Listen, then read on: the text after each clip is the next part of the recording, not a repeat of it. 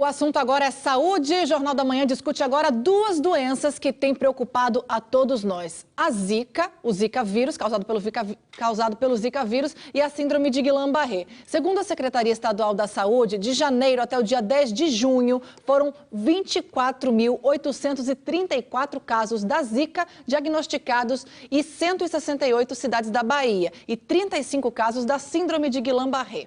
O problema é que a síndrome, que antes era considerada rara, tem aparecido com mais frequência depois que a pessoa tem a Zika, né? Por isso a gente se pergunta, e você também, qual é a relação que existe entre elas duas? A síndrome, que provoca paralisia localizada e às vezes até irreversível, pode mesmo ser um desdobramento da Zika, hein? É o que vamos saber agora aqui no estúdio com o médico infectologista Antônio Bandeira. Bom dia, doutor, seja bem-vindo. Bom dia, Jéssica, bom dia, Ricardo. Bom dia, doutor. E a gente já começa mostrando uma ilustração aqui no telão que a gente separou para deixar bem claro quais são os sintomas da Zika. Vamos acompanhar aqui, ó. A gente preparou, pedi para o senhor, por favor, acompanhar, para todo mundo em casa saber quais são esses sintomas.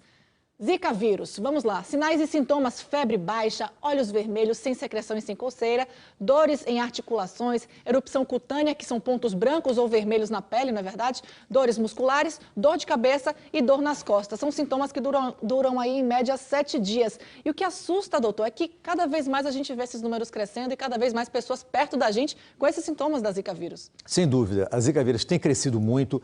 Esse número que é notificado pela Secretaria de Saúde obviamente está subnotificado, a quantidade de casos é muito maior do que isso, até pelas estimativas da síndrome de Guillain-Barré, que vamos falar a seguir. Esses números de notificação, eles estão subnotificados provavelmente em número de 10 a 20, ou seja, o provável é que nós tenhamos até agora algo na faixa de 200 mil casos, ou até mais, de Zika vírus aqui em Salvador. 200 mil talvez seja até uma subrepresentação, talvez tenhamos até mais do que isso, mais do que 200 mil casos. As emergências estão abarrotadas de casos, as UPAs, todos os hospitais privados hoje não conseguem, inclusive, lidar com isso.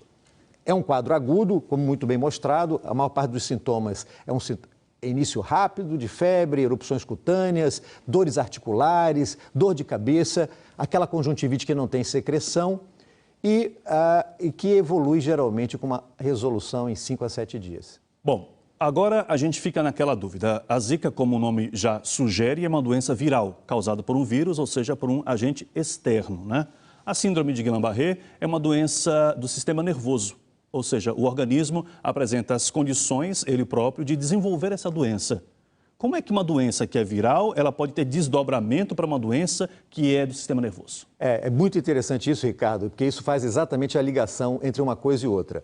Na verdade, o Zika vírus é um vírus e ele desencadeia uma resposta imunológica. Essa resposta imunológica, ela produz anticorpos. E provavelmente, por alguma razão, essa produção de anticorpos acaba gerando uma reação como se fosse uma autoagressão, uma reação como se fosse uma reação de autoimunidade transitória.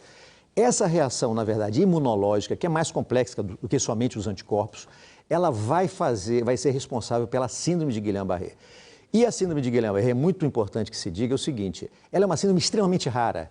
A taxa estimada epidemiológica da síndrome de Guillain-Barré é em torno de 1 a 2 casos por 100 mil habitantes.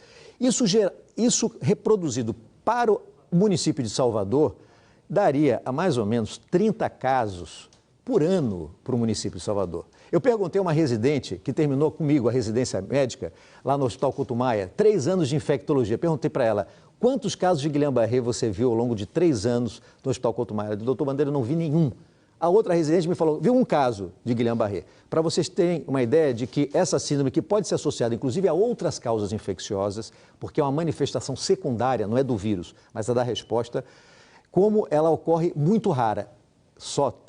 Nós estamos trabalhando com 35 casos, isso mostra um aumento de praticamente 10 a 20 vezes, que é o que foi estimado lá nos Estados Federados da Micronésia. Com a epidemia de 2007, eles mostraram um aumento de até quase 40 vezes na taxa de Guillain-Barré.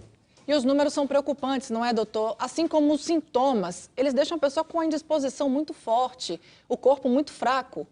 Acomete os nervos do corpo, é isso? Dá uma paralisia, não é uma coisinha simples, é uma paralisia ascendente, o indivíduo vai perdendo a força muscular.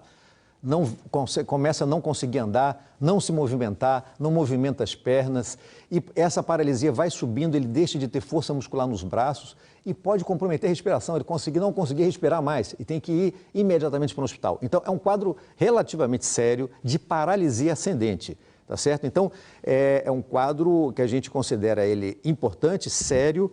Ele tem que ser diagnosticado rapidamente e ser tratado rapidamente. Doutor, quais são os primeiros sinais da Guillain-Barré, né? Para aquelas pessoas que já tiveram Zika, que ainda não tiveram Zika, que estão acompanhando a gente agora, como é que ela identifica os sinais iniciais da Guillain-Barré? Olha, é muito importante que as pessoas saibam o seguinte. Primeiro, teve o Guillain-Barré, teve a Zika e geralmente, assim, 1 a 4 semanas após, o indivíduo começa a ter sintomas. Quais são os sintomas? Ele começa a ter perda de força muscular, ele começa a andar e ele se desequilibra ao andar, ele não anda bem, ele tem fraqueza no pé. Isso vai subindo rapidamente para as pernas, para as coxas e vai subindo para os braços. O indivíduo vai ficando na cama, paralisado, tá certo?